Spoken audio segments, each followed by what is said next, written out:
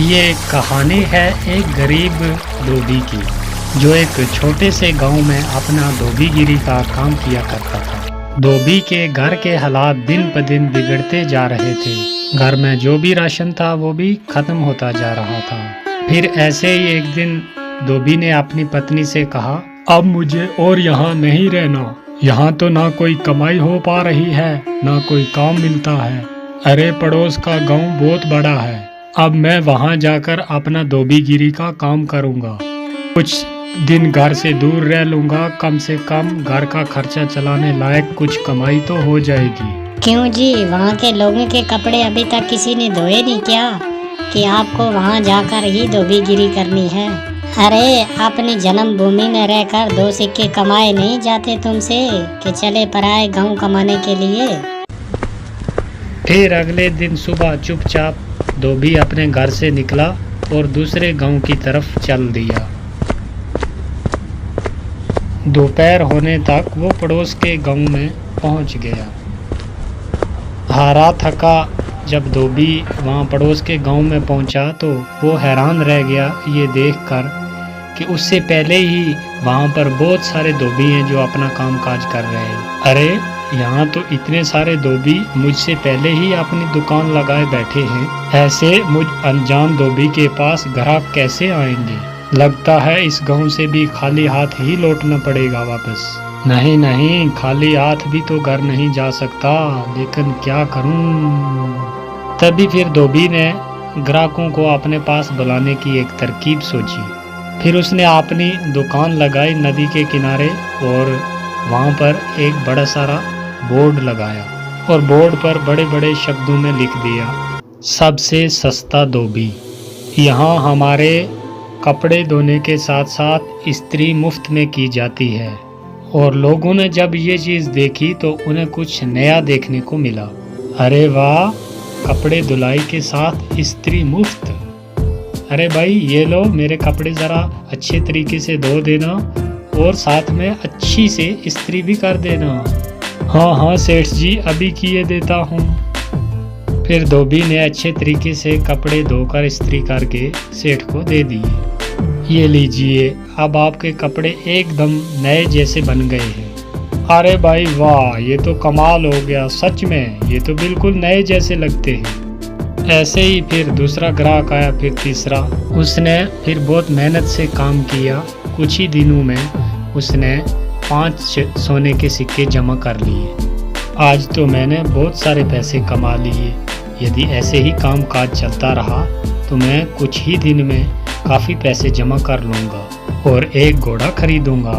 उनमें से 2 सोने के सिक्कों के बदले उसने एक व्यापारी से एक घोड़ा ले लिया और घर लौटने का फैसला किया।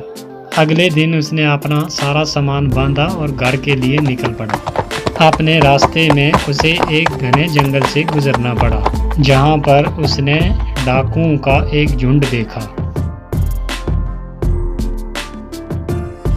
हे भगवान, ये तो डकैत लगते हैं, ये तो मेरा सारा पैसा लूट लेंगे। मैं एक बार फिर से गरीब हो जाऊंगा। अब मैं क्या करूं? कुछ तो करना पड़ेगा। वो धोबी बहुत चतुर था, उसने हिम्मत नहीं हारी। फिर एक तरकीब सूझी। उसने एक सोने का सिक्का लिया और घोड़े के गले में बांध दिया। फिर आगे चल पड़ा और डाकुओं ने उसे पकड़ लिया। अरे ओ, जल्दी जल्दी अपना पैसा निकालो, फटाफट करो। देखो, मैं एक गरीब धोबी हूँ, इस घोड़े के सिवा मेरे पास कुछ नहीं है, कृपया मुझे जाने दो डाकू भाई। और जैसे ही ये बोला और घोड़े ने थोड़ी गर्दन हिलाई और वो सोने का सिक्का नीचे गिर गया। अच्छा मक्कार, झूठे इंसान, तेरी हिम्मत कैसे हुई हमसे झूठ बोलने की? अगर तेरे पास पैसे नहीं हैं तो ये सोना फिर कहाँ से आया? जल्दी बोल। रुकिए रुकिए भाई, मैं अभी आपको सब सच बताता हूँ। दरअसल ये घोड़ा सोना उत्पन्न करता है, इसी वजह से मुझे सारे पैसे मिलते हैं। ठीक है, ये घोड़ा तुझे हमें देना होगा, हम तभी तुम्हें यहाँ से जिंदा जाने देंगे। नहीं नहीं, बिल्कुल नहीं, अगर मैं ये घोड़ा तुम्हें दे दूंगा तो मेरे पास तो कुछ भी नहीं बचेगा। चलो, इसके बदले हम तुम्हें 50 सोने के सिक्के देंगे। हाँ ठीक है, चलो एक बात का ध्यान रखना, उसके बारी बारी के साथ इस घोड़े को अपने पास रखना, वरना आखिर में तुम पैसे के लिए लड़ते ही रह जाओगे। धोबी ने घोड़ा बेच दिया और अपने घर की तरफ चल पड़ा और वो बहुत खुश था कि उसे सोने के काफ़ी सिक्के मिल गए और उन पैसों से उसने अपने गांव में थोड़ी सी ज़मीन खरीदी। और इसी बीच वो डकैत भी उस घोड़े को लेकर अपने अड्डे पे पहुंच गए। वहां डकैतों के सरदार ने अपने आदमियों से कहा, इस गिरोह के सरगना होने के नाते इस घोड़े को सबसे पहले मैं ही अपने पास रखूंगा। उन सब ने सरदार की बात मान ली और घोड़ा सरदार अपने साथ लेकर रात चला गया। अगली सुबह जब वो उठा तो उसने देखा कि उसके अस्तबल में कुछ भी नहीं था। उसने पूरा अस्तबल सही से देखा, वहां कुछ भी नजर न आया और वो जान गया कि उस धोबी ने उसको बेवकूफ़ बना दिया। इस बीच एक और डकैत वहां पर आया। सरदार, आपको सोना मिला, हमें भी ज़रा बताइए कि घोड़े ने कितना सोना उत्पन्न किया, कितने सिक्के मिले आपको? तुम खुद ही पता लगा लोगे जब ये घोड़ा आज रात तुम्हारे पास रहेगा, ठीक है? और सरदार ने किसी से कुछ नहीं कहा क्योंकि वो किसी के सामने बेवकूफ़ नहीं बनना चाहता था।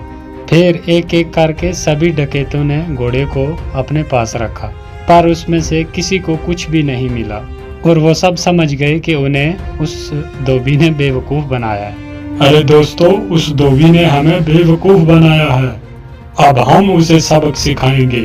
सरदार, उसने ये साधारण सा घोड़ा हमें 50 सोने के सिक्कों के बदले दिया है, बहुत बड़ा धोखा हो गया। हम उससे अपना पैसा वापस लेंगे सारा और हमें धोखा देने की जरूरत की सजा देंगे उसको। हाँ, चलो चलो। फिर वो सब उस धोबी की घर की तरफ निकल पड़े और धोबी ने उन सब को अपने घर की तरफ आते हुए देख लिया। फिर धोबी अपने घर गया जल्दी जल्दी और अपनी पत्नी से बोला, मेरी बात ध्यान से सुनो, अभी डकैतों का झुंड एक यहाँ पर आएगा। जब वो मेरे बारे में पूछे तो उनसे कहना कि मैं घर पे नहीं हूँ, खेतों में काम कर रहा हूँ। ये बोलकर वो अपने घर के पीछे छुप गया। कुछ देर के बाद वो डकैत वहाँ आ पहुँचे। वो धोबी कहाँ है? हम उससे बात करना चाहते हैं, जल्दी बुलाओ उसे। वो तो अपने खेत में गए हुए हैं काम करने के लिए। रुको, मैं अपनी बकरी को भेजती हूँ उन्हें बुलाने के लिए। शीली, जरा जाओ तो अपने मालिक को बुला कर लाओ, उसे बोलो कि घर पे कोई आया हुआ है, तुमसे बात करना चाहता है। ये सब क्या है? क्या सचमुच ये बकरी तुम्हारे पति को यहाँ ले आएगी? जरूर, ये हर बात समझती है। मुझे जब भी बुलावा भेजना होता है तो मैं इसे ही भेजती हूँ और ये फौरन बुला कर ले आती है। डकैत धोबी की पत्नी से बात कर रहे थे, तभी वहाँ पर धोबी आन पहुँचा। ओह डकैत भाई, आप आए हैं। मेरी बकरी ने मुझे बताया कि आप मुझसे कोई बात करना चाहते हैं। हमें तुम्हारे इस घोड़े से कुछ नहीं मिला, तुमने हमें धोखा दिया। हमने तुम्हें इसके बदले 50 सोने के सिक्के दिए थे। अरे भाई, ये कैसी बात कर रहे हो? लगता है आपको कोई गलतफहमी हुई है। आज जो कुछ भी मेरे पास है सब इस घोड़े की बदौलत ही है। अच्छा चलो ठीक है, हम एक बार आप पर फिर विश्वास कर लेते हैं, पर उसके बदले तुम्हें ये बकरी हमें बेचनी होगी। अरे नहीं, बिल्कुल नहीं, मैं इस बकरी को तुम्हें बिल्कुल नहीं बेच सकता। अरे चलो, हम तुम्हें इसके लिए 30 सोने के सिक्के देंगे।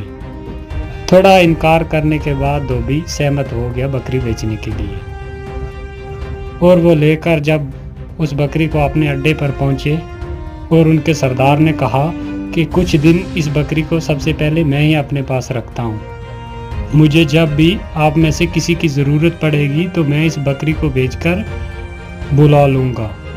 सरदार ने जब ये बात बोली तो सारे अपने अपने अड्डे पे चले गए और तभी वहाँ सरदार ने अपने बेटे को बुलाया। बेटा साहब, मैं काम पे जा रहा हूँ, अगर मेरी ज़रूरत पड़ी तो इस बकरी को भेज देना, मुझे ये बुलाकर ले आएगी। ठीक है पिताजी, जैसे आप बोले। फिर कुछ देर बाद एक डकैत को अपने सरदार से कुछ काम आन पड़ा तो उसने बोला कि ज़रा सरदार को बुलाओ और लड़के ने उस बकरी को भेज दिया।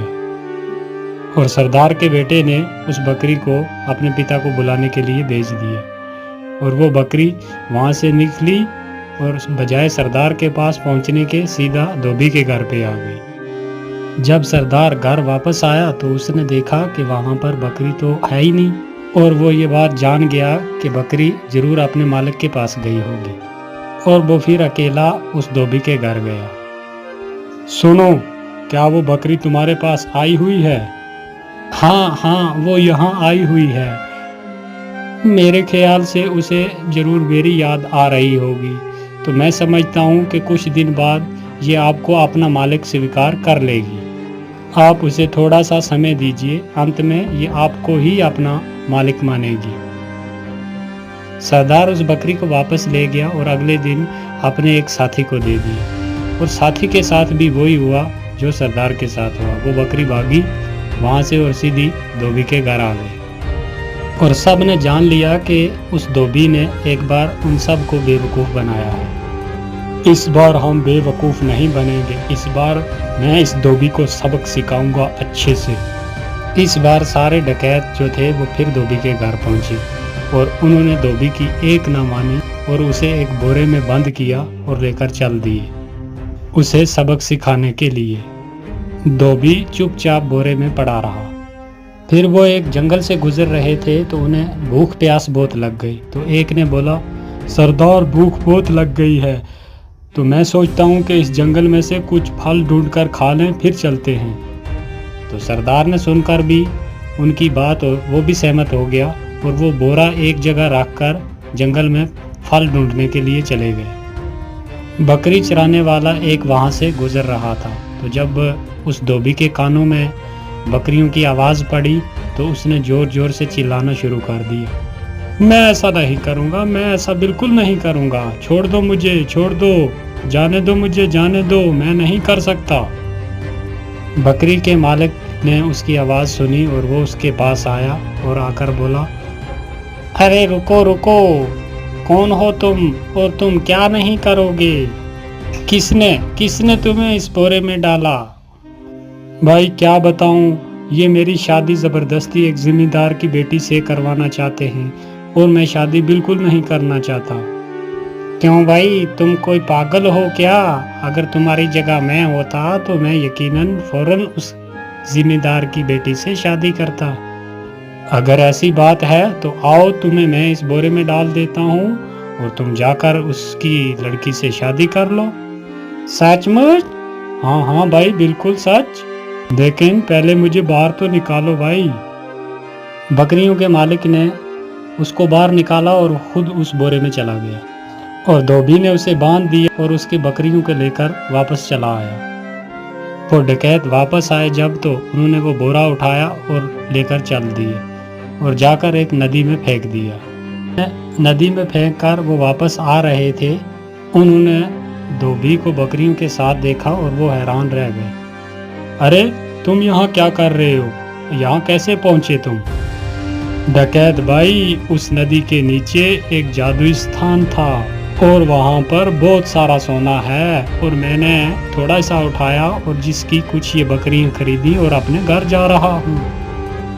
अच्छा, अगर ये बात है तो चलो हमारे साथ और हमें वो तरीका बताओ सोना निकालने का। ठीक है डकैत भाई, जैसे आप बोलते हैं मैं चलने के लिए तैयार हूँ। फिर वो जब नदी के पास पहुँचे तो उस धोबी ने उनसे कहा, देखो भाई, गलती कोई भी मत करना। एक आदमी इसमें छलांग लगाएगा, जब वो हाथ हिलाएगा तो उसके बाद दूसरा, फिर तीसरा, ऐसे तुम सब जाना और एक बार सारा सोना इकट्ठा करके लेके बाहर आ जाना। फिर उन्होंने ऐसा ही किया, बारी बारी से एक एक नदी में कूदा और सब के सब डूबते मर गए और वो धोबी अपने घर आराम से रहने लगा। और एक बार फिर धोबी ने अपनी चतुराई से अपनी जान बचा ली।